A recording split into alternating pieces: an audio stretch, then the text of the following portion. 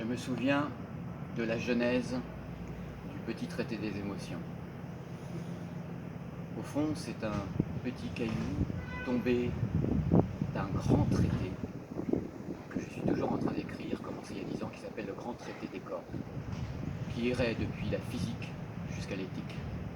C'est le même parcours dans le petit traité des émotions. C'était une commande d'un laboratoire suisse, le seul au monde, qui unit tous les spécialistes possibles sur les émotions. Mais cette commande, je l'ai reçue lorsque j'étais dans le Transsibérien, entre l'Oural et le lac Baïkal. Et donc, j'ai commencé à écrire dans le Transsibérien seulement.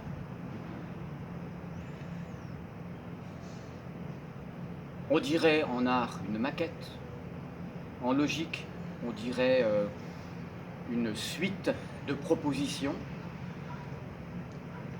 un schéma de l'ensemble du livre. Et le livre commence ainsi. L'idée était de parcourir avec des exemples tirés de grands textes célèbres, parfois un peu moins, de toute l'histoire de la littérature, classique, sans aller dans les recoins perdus que d'habitude je visite. Mais ce parcours de l'histoire de la littérature est aussi un parcours depuis la genèse de l'émotion, c'est-à-dire le mouvement. Donc je remonte au Big Bang, l'idée de la naissance de l'énergie, de la matière, il y a du mouvement. Ensuite, deuxième chapitre, eh bien, ça sera sur l'émergence de la vie.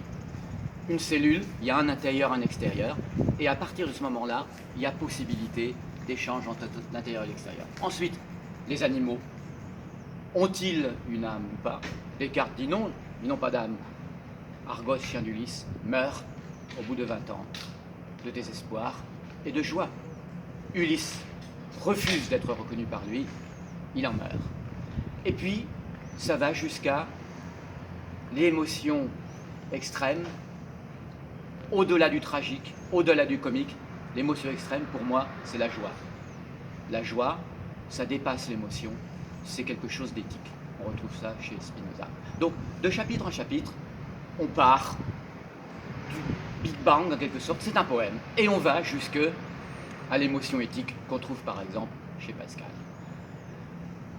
Et il y a un avant-propos qui est un double de mon récit autobiographique, puisque je fais le parcours de Michel Strogoff. Quand il devient aveugle et que les larmes le sauvent. Donc il faut relire pour comprendre tout le début, l'avant-propos, Michel Strogoff. Je faisais moi-même le même parcours, mais en train, sur les traces, imaginé par Jules Verne.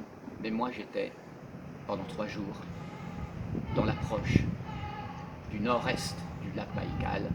En russe, on dit Nijni Angarsk, la basse Angara. Merci. Merci. Je suis Yves Ouellet, mais aussi Ivan Tukararakta, et aussi, c'est mon dernier pseudonyme, Ivan Bouche d'Or. En russe, Ivan Zlataoust, et en grec, Ioannis Chrysostomos. Mais lui était saint, moi je suis juste un simple mortel. Voilà. Merci beaucoup.